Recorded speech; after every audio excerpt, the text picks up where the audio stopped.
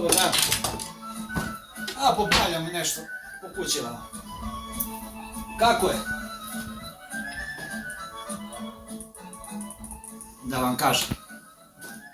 Mnogo ja razmišljam. Slušajte mene da kažem ja tebi. Gledam sinoć ovu ovo, na televiziji. Mogu li reći da je pesma dobra? Dobra. I tamo neki po internetu pričaju. Muzika ova, muzika ona, tekst ovakav, tekst onakav. Ovo je dobar tekst. I predlažem da on, recimo, da se pušta u domove zdravlja. Bude himna, recimo, medicinskog fakulteta.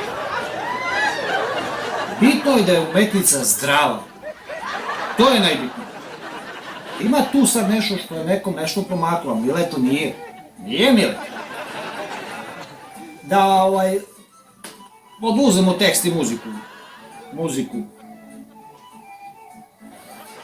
Pitanje se postavlja, s kojim ona sapunem je prava ruke?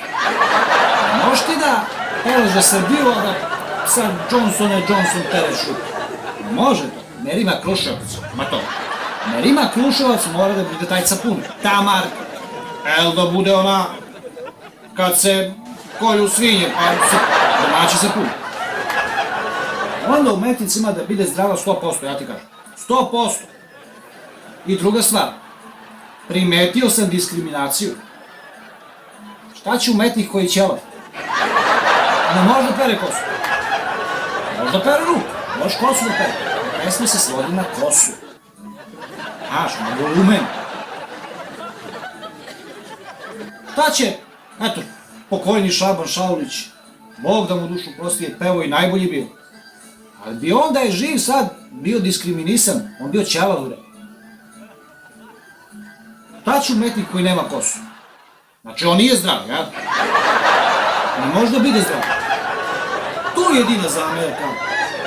A što se tiče pesme kao pesme, pa šta da kažem? Mali smo mi gore. Ova katarakta, kako se zove? Katarakta. Ta katarakta što peva ovu pesmu. Meni se to lično i sviđa. Mislim, ja mogu to da utišam skroz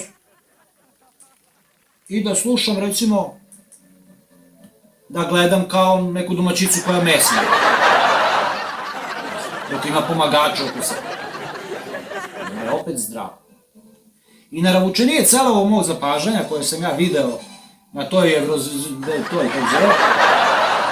nije bitno da imaš kosu. Razumeš? Neko opere 2 put pa mu pretekne za sljedeći put. Ako nema kosu. Moja žena, recimo frizerka, njoj ostavlju kosu u salonetu za pranje i za farbanje. Pa dođu sutra. To su neki umetci. A ova umetnica je zdrava zato što ima kosu. Nikako to ja to mogu da promijenim. I to ću ja svima će meni da objasnim, samo kad bude bio trezan. I šta drugo da vi kažem?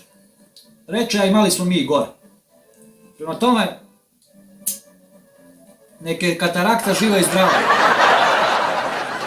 A onaj koji je pisao pesmu i muziku. Nemoj više da pišeš kod bogate mu. Eto.